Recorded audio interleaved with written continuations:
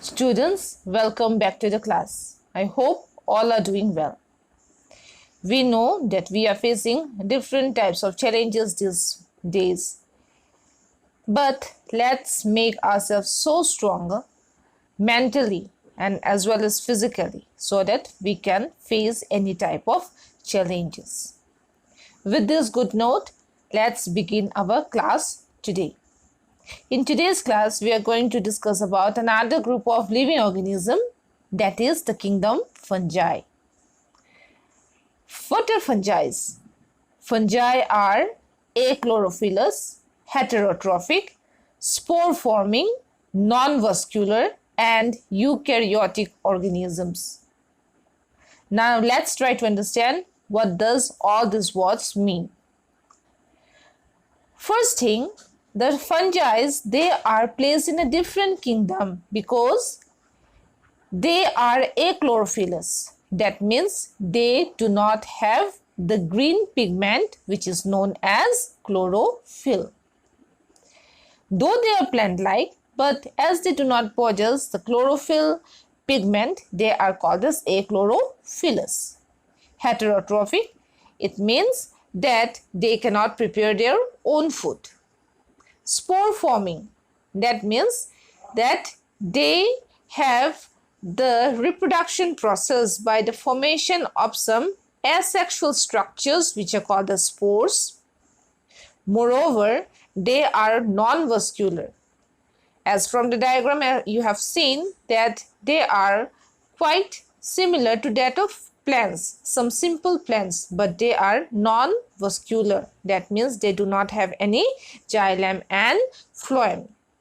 And basically all these fungi, they are eukaryotic in nature. That means in their cellular structure, they have a very well-defined nucleus bounded by a nuclear membrane.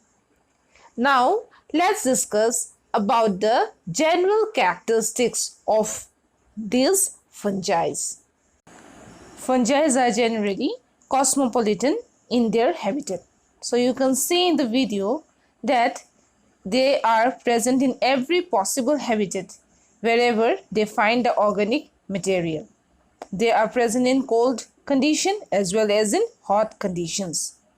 So we find fungi in any place and they generally flourish well in moist, dark and warm conditions. But their presence, that is generally placed in every possible habitat. Even they are present in aquatic conditions. Now let's come to the other general characters of the fungi.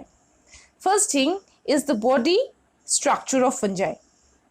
The body of a fungus is made up of a number of elongated tubular filaments known as hyphae. And the whole body structure made up of hyphae is called a mycelium. Now let's understand what are these hyphae with the help of a diagram. In the diagram, as you have seen, that there are some long elongated cells. So in both the diagram, you can see that there are some long elongated cells which can be branched. In the diagram, it is branched here, or they can be unbranched. So this one whole long elongated structure, this is called as hyphae.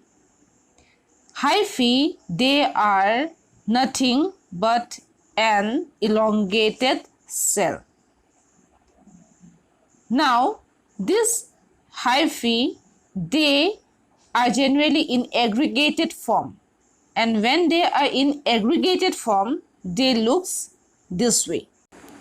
The fungal mycelium are found in diverse forms, as you can see in the pictures here.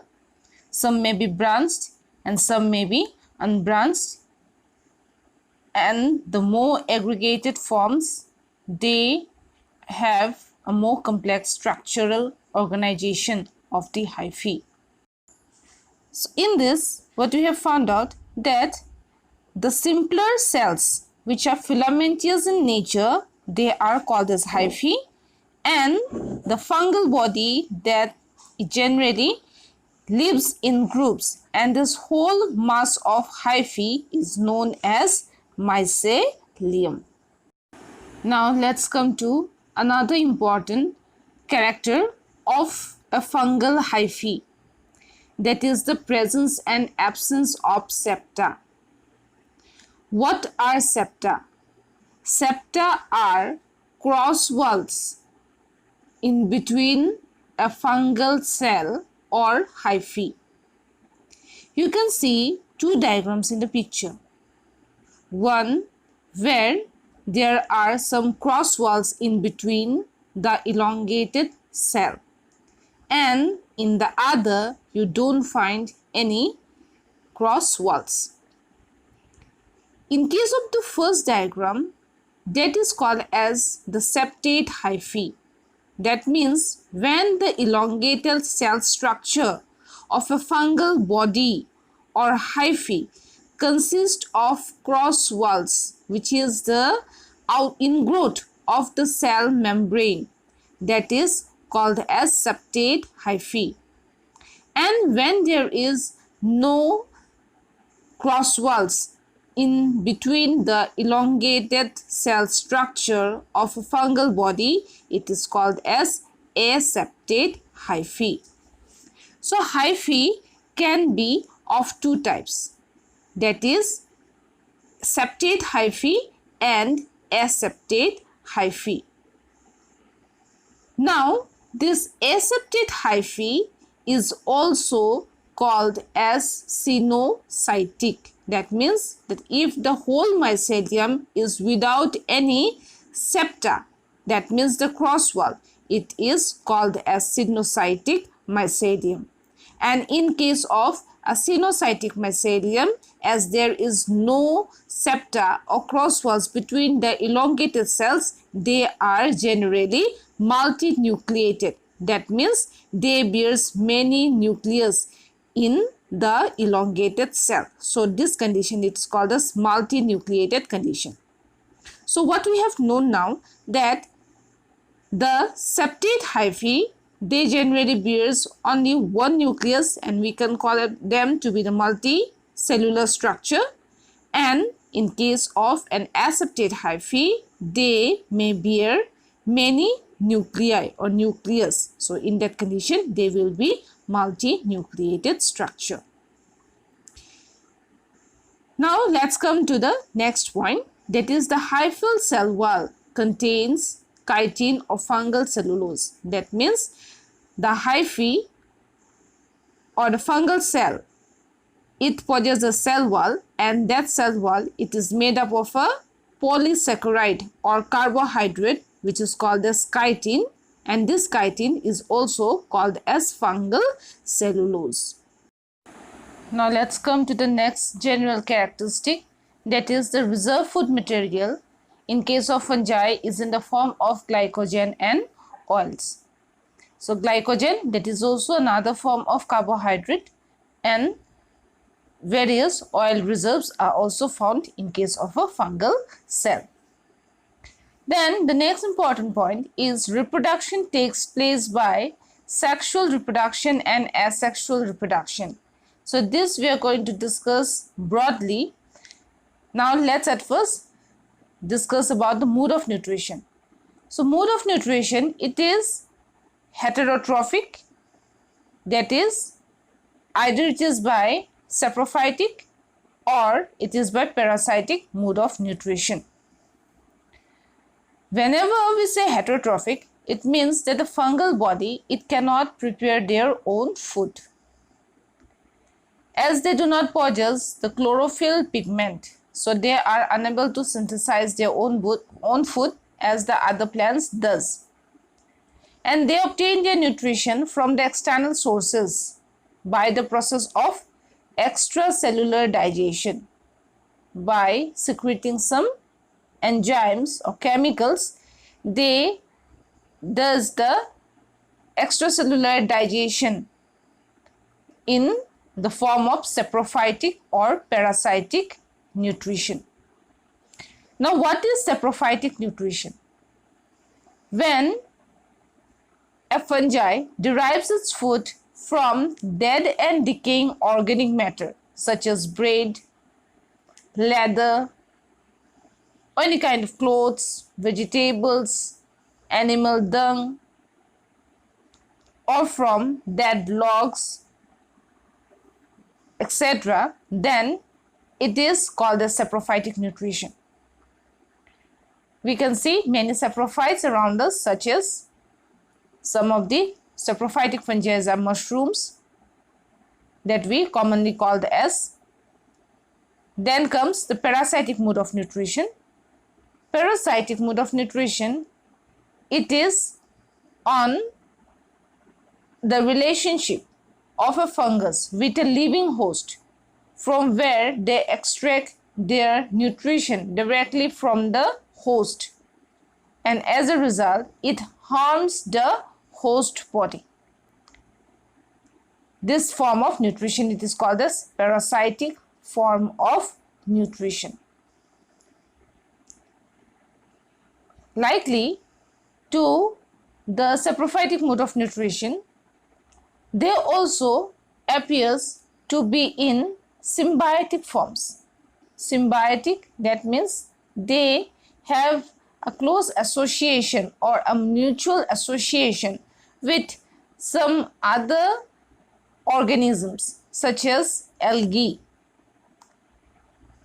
In case of the mutual relationship of a fungi with an algae, that is called as lichen, and when the fungal association is with any roots of higher plants, then it is called as mycorrhiza. So these are the different modes of nutrition that the fungal body exhibits in their heterotrophic mode of nutrition. Now let's discuss about the cell structure of fungi. As we have already discussed that the fungal hyphae or cell are bounded by a cell wall. The cell wall, it is made up of chitin, which is also called as fungal cellulose, that is generally polysaccharide or carbohydrate in nature. Along with that, it is also composed of some proteins, lipids, and some other chemical substances. Now next to cell wall is the cell membrane, and the cell membrane encloses the inner part of the cell, which is composed of cytoplasm, nucleus, and the vacuoles. Cytoplasm is suspended with mitochondria, which is the powerhouse of the cell, endoplasmic reticulum, ribosomes, and other microbodies, but there is no chloroplast. As we know that a chloroplast, it bears chlorophyll pigment, therefore the fungal body do not bear chlorophyll pigment since there is no chloroplast in it. Apart from that, the cytoplasm also bears glycogen granules or oil droplets. Now let's come to the nucleus. As we have seen, in case of a septate and acinocytic mycelium, in case of a septate hyphae or mycelium, there are cross walls in between the elongated structure of the cell, and each cross wall, it can bear one nucleus or more than one nucleus. And when there is only one nucleus in a hyphae, then it is called as uninucleate. Whereas when there is more than one nucleus in a hyphae, then it is called as multinucleate.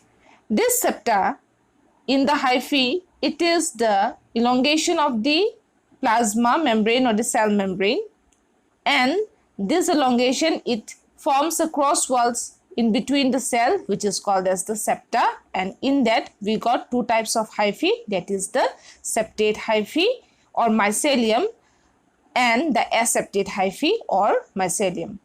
I hope you remember that what is mycelium? That is the aggregate or the group of hyphae is only called as the mycelium in case of a fungal body. So this is all about the internal structure of a cell. The reproduction of fungi, it is discussed in details in a next video. So do watch that video also.